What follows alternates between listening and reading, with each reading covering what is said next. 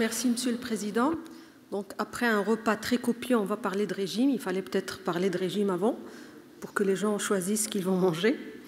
Alors, on a tous été confrontés à cette question lors d'une consultation de polyarthrite rhumatoïde, soit quand vous annoncez le diagnostic ou lors du suivi. Docteur, qu'est-ce que je dois prendre et qu'est-ce que je dois éviter? Alors, en effet, les études ont montré que 30 à 64% des patients ont soit déjà essayé un régime dans la polyarthrite rhumatoïde ou au moins cherché des publications ou des études concernant ce sujet. Et les médecins, face à cette question, sont généralement perplexes, soit parce qu'ils ne connaissent pas de réponse, donc ils sont non informés, ou bien ils sont plutôt réticents par crainte d'une mauvaise compliance au traitement médicamenteux ou de carences alimentaires quand ils vont conseiller un régime en particulier. Donc, on va voir ensemble quels seraient les mécanismes d'action de l'alimentation dans la polyarthrite rhumatoïde, quel est le rôle important du microbiote par rapport à la polyarthrite rhumatoïde, l'action des pré- et des probiotiques, et puis l'action des régimes alimentaires sur la polyarthrite rhumatoïde, que ce soit des régimes d'addition ou des régimes de restriction. L'alimentation va agir sur la polyarthrite rhumatoïde par plusieurs biais, soit par un effet direct, soit anti-inflammatoire ou antioxydant, comme pour les oméga-3, donc les poissons par exemple, ou le thé vert, par une action immunomodulatrice positive via la vitamine D par exemple, ou le sel qui est pro-inflammatoire, ou une action toxique comme les pesticides, mais aussi les antibiotiques et les hormones. Mais l'action la plus importante, en tout cas là où il y a beaucoup de recherches, c'est l'effet par la modification du microbiote intestinal, que ce soit par les prébiotiques, probiotiques ou par les régimes alimentaires. Mais d'abord, qu'est-ce que c'est que le prébiotique? Alors, je vais le faire très simple. Le microbiote, c'est l'ensemble des bactéries qui nous colonisent, avec lesquelles on vit en parfaite symbiose. Ce sont des bactéries qui sont localisées au niveau du tractus digestif, de la bouche aux intestins. C'est un vrai écosystème qui est complexe. C'est un organe de part entière. Et pour avoir une idée, vous savez que 1 à 2 kg de notre poids est formé de bactéries. Et quand vous connaissez la taille et le poids des bactéries, vous pouvez imaginer quel serait le nombre de bactéries, puisque le poids global est de 2 kg. Alors ce microbiote est très important pour l'organisme. Il agit sur les métabolismes puisqu'il permet la fermentation des résidus alimentaires qui ne sont pas digérés. Il protège l'hôte des micro-organismes pathogènes puisqu'il va augmenter la résistance de l'épithélium intestinal, augmenter cette résistance par une augmentation du mucus, par une sécrétion des immunoglobulines, et il va agir également sur l'immunité puisqu'il permet la différenciation et la maturation des lignées myéloïdes. Alors, qu'est-ce qui se passe quand on a une dysbiose? La dysbiose, c'est-à-dire un déséquilibre sur le microbiote intestinal. Cette dysbiose peut se voir soit physiologiquement ou par l'action du stress. Quand on est stressé, on a une modification du microbiote intestinal.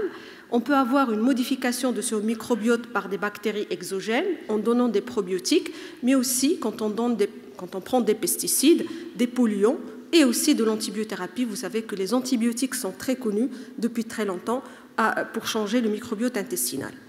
Et il y a aussi les aliments qui vont changer ce microbiote intestinal.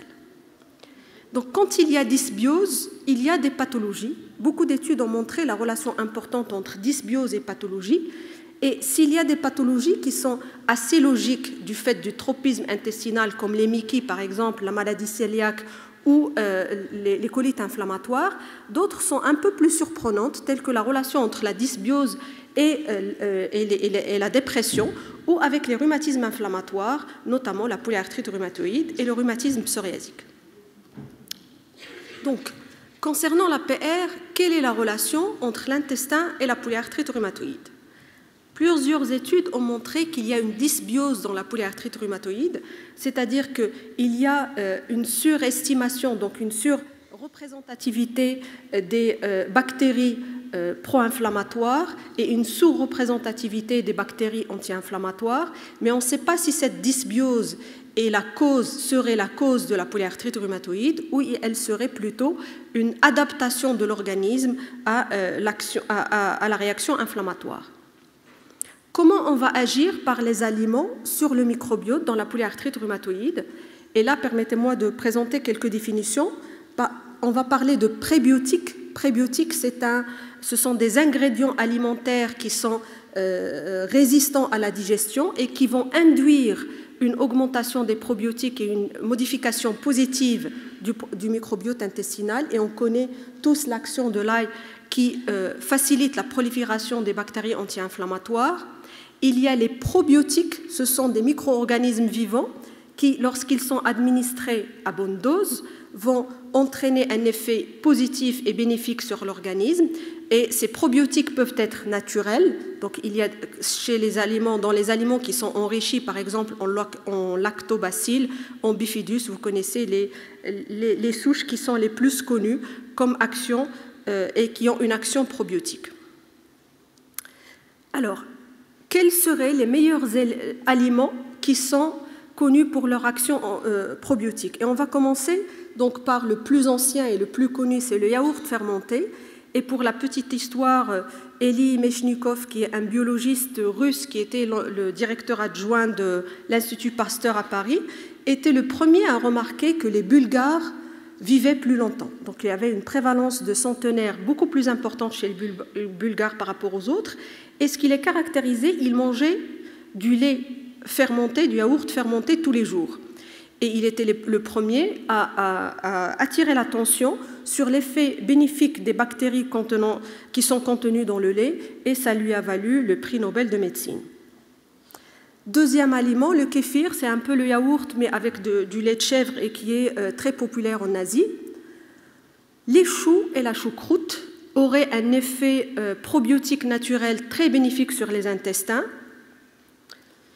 Alors, le kombucha, c'est une boisson qui est très connue en Asie et qui contient du thé, du sucre et des probiotiques naturels avec de la levure. Et la plus étonnante, ce sont les cornichons. Alors, les cornichons seraient riches, très riches en probiotiques, faibles en calories. Donc, pourquoi pas finalement? Alors, le miso, comme vous le connaissez, c'est un aliment japonais qui est très utilisé dans l'alimentation japonaise. Le lait de beurre, au Maroc, on mangeait à un certain moment beaucoup de lait de beurre. Je crois que ça a diminué.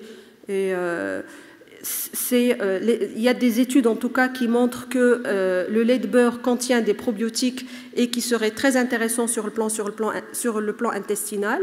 Et puis vous avez les fromages non pasteurisés, là aussi qui contiennent beaucoup de bactéries qui sont positifs en tout cas sur le plan intestinal.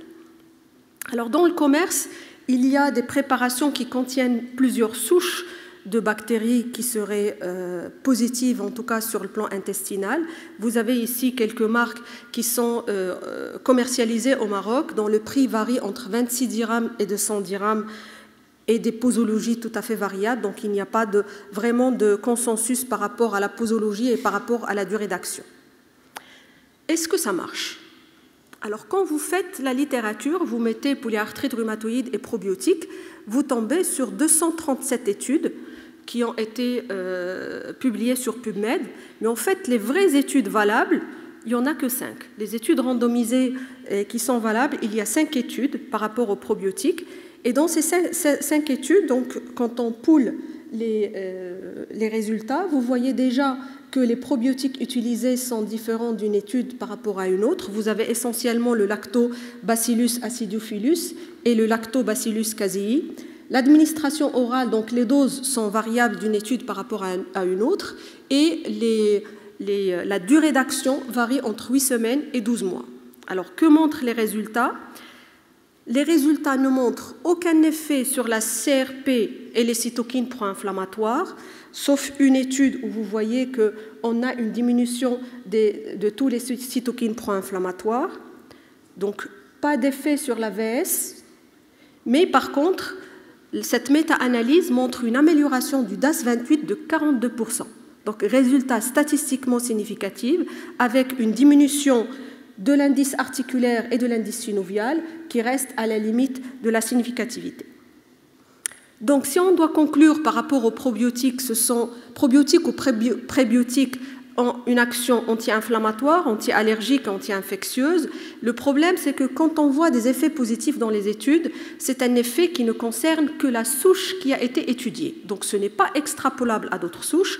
C'est un résultat selon la posologie étudiée. Donc on ne peut pas non plus dire s'il va marcher à long terme ou à court terme.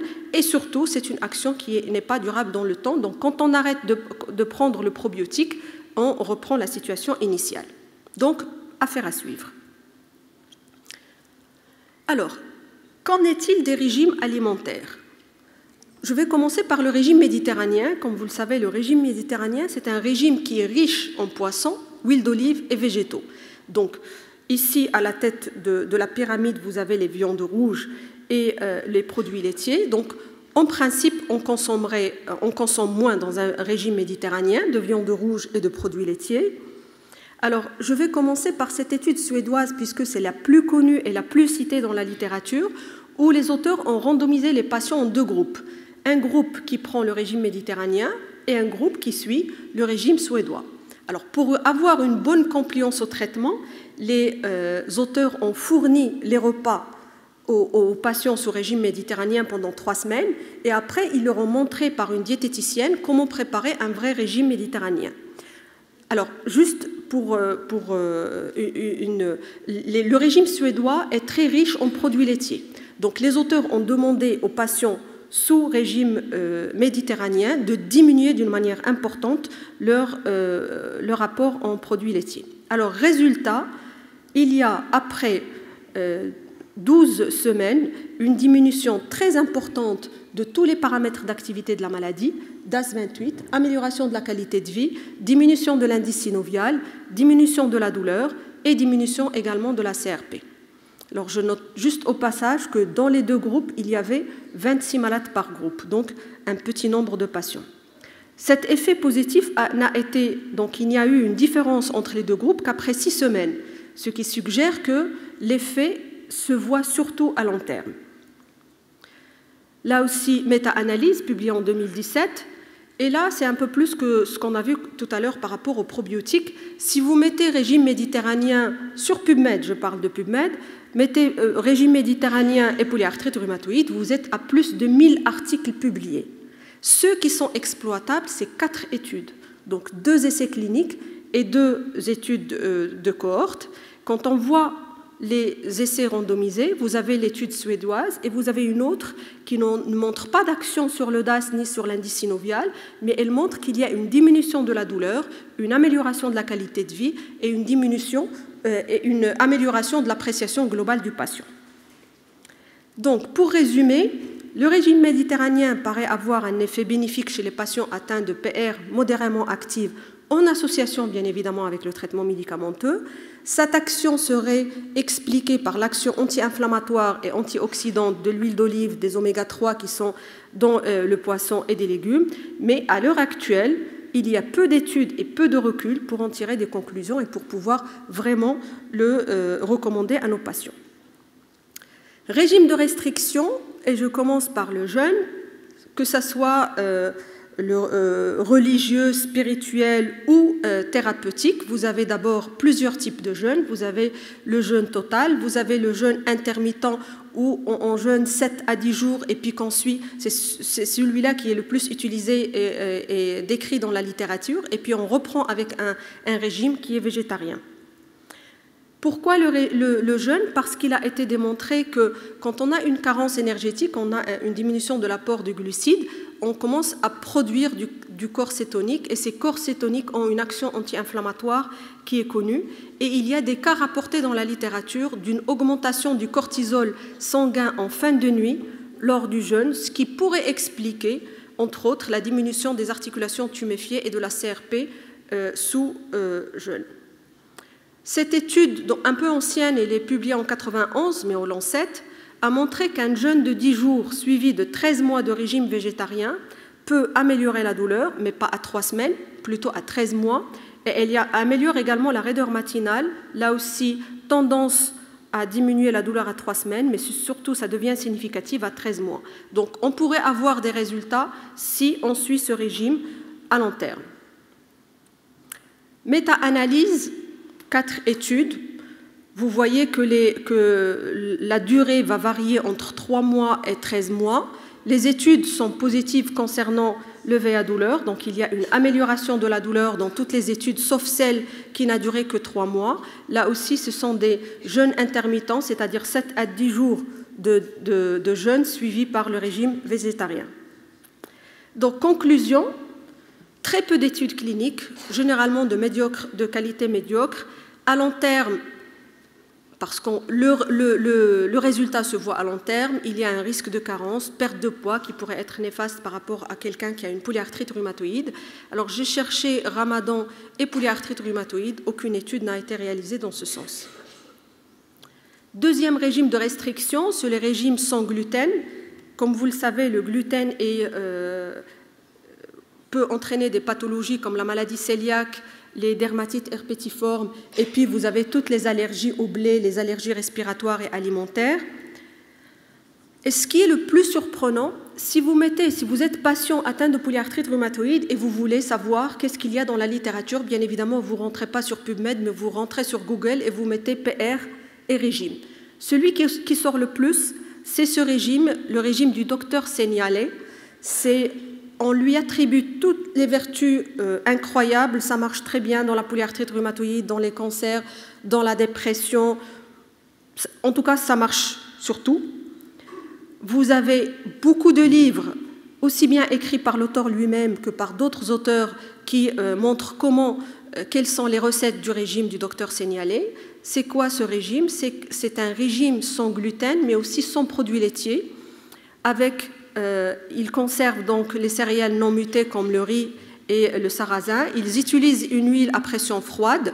Ils consomment soit des produits crus ou des produits cuits à moins de 110 degrés et ils autorisent les sels et le sucre. Est-ce qu'il y a des résultats? Alors, contrairement à tout ce qu'on rapporte sur Google où vous avez le témoignage de plusieurs patients qui sont guéris de tout, finalement, il n'y a que 2 études ouvertes. 38 patients, 9 mois de ce régime, 40% de réponses à CR20, mais 16 sorties d'études. Donc, finalement, on se retrouve avec très peu de malades. Deuxième étude, 27 patients, là aussi jeûne puis régime, ce fameux régime, avec une diminution de tous les paramètres d'inflammation, mais sur un petit nombre de patients.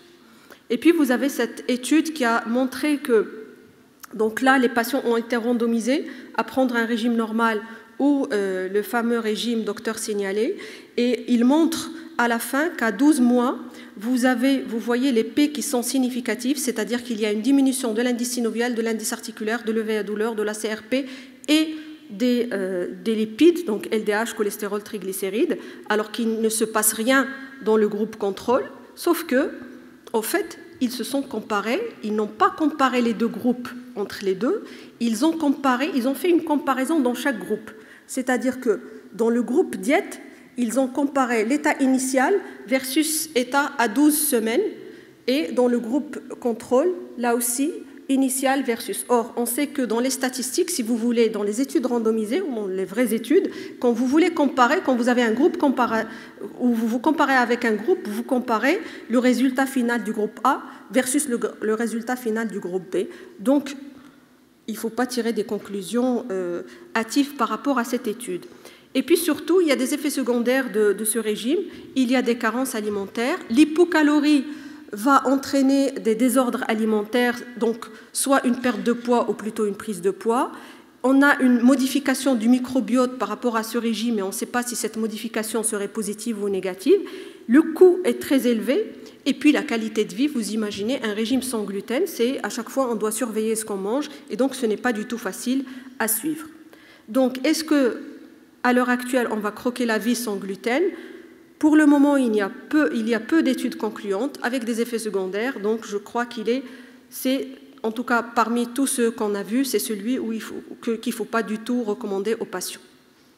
Troisième régime, c'est le régime sans lactose. On a déjà vu lors du dernier congrès de la SMR la controverse concernant le lait.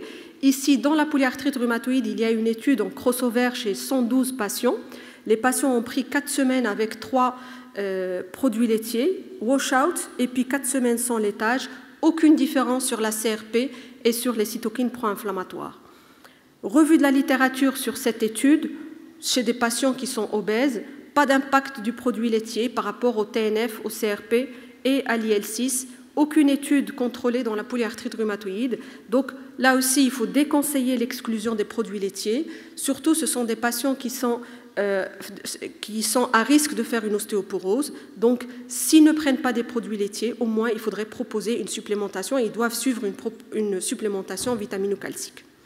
Et donc, je termine par quelques aliments qui ont été rapportés dans la littérature, mais sans vraie étude dans ce sens. Le sel serait néfaste puisqu'il est pro-inflammatoire. Nos patients, de toute manière, prennent de la cortisone et donc il leur faut un régime hyposodé. Vous avez des aliments qui auraient un effet positif. Les oméga-3, on en a parlé tout à l'heure, la vitamine D, la capsaïcine qui aurait un effet antioxydant. Et puis, vous avez d'autres plantes qui ont été rapportées, des plantes d'Asie, mais vraiment pas d'études qui confirment l'efficacité, enfin, en tout cas, les vraies études contrôlées comme ils doivent être faites.